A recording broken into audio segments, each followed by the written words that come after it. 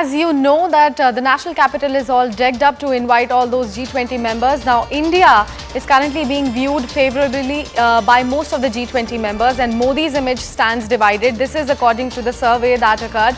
Now, people in most nations of the G20 have a favorable view of India, according to a Pew survey published on Tuesday. But the number of residents in European countries who view India positively has come down in the last 15 years. Now, according to the survey which was conducted with over 30,000 people across 24 countries, it was conducted between February and May this year by the Pew Research Centre, shows that India is viewed favourably with a 46% median, while 34% look at India unfavourably.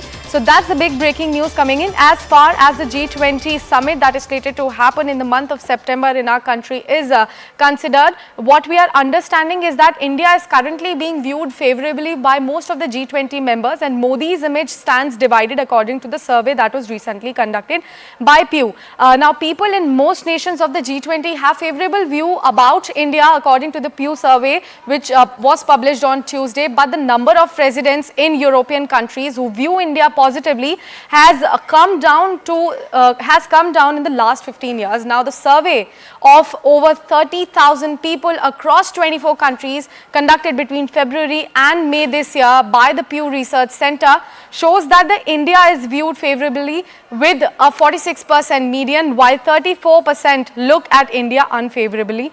That's the big breaking news coming in as we all are waiting for that G20, the big G20 summit to happen in the national capital. To give us more details about that, I have CNN News 18's Abhishek back with me on the phone line. Abhishek, could you give us more details about what exactly was this research about and what is the result as far as the research data is concerned?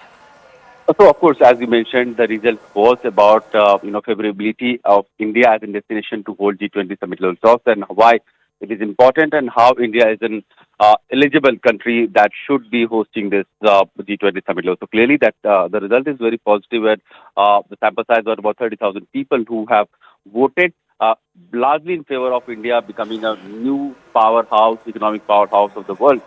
We have seen G20 as a grouping has mandate to deal with the global financial architecture, trade issues, commerce issues, supply chain resilience, and also about this energy security, food security, energy transition, climate change.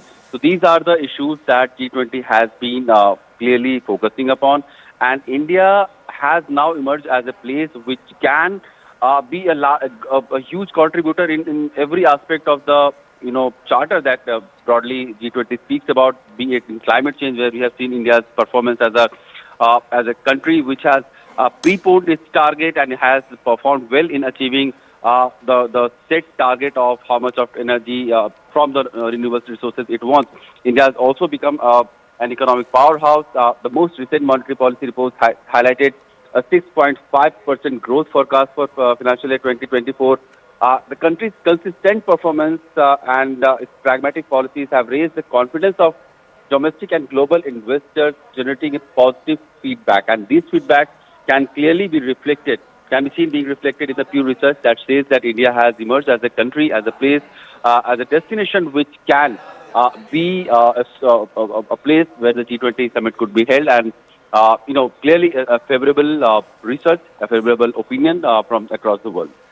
Well, Abhishek, I want to understand from you that the data suggests that the number has come down in the last 15 years as far as the European countries are concerned. Could you give us more details about that as well? You see, like the experts have been talking for the decades now, the era of Europe is no more as bright, as strong as it used to be maybe a couple of decades ago.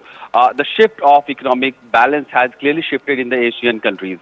China has had a huge share of that shift, where it has been able to create itself as a manufacturing hub of the global market, and the supply chain restrictions are mostly coming from China, and China is also using and leveraging it as a strategic, for manipulation as well. But India, having been able to create a huge mass of skilled youth, an economic potential, several policies, reforms, has also emerged as a place where the world is looking at India as a bright spot for investment in all the sectors.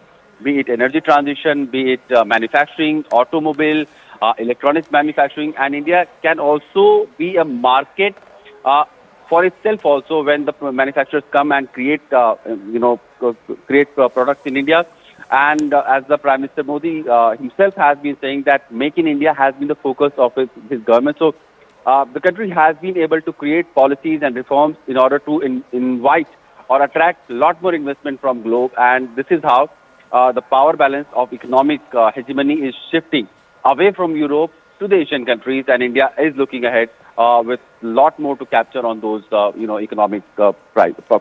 Right, Abhi.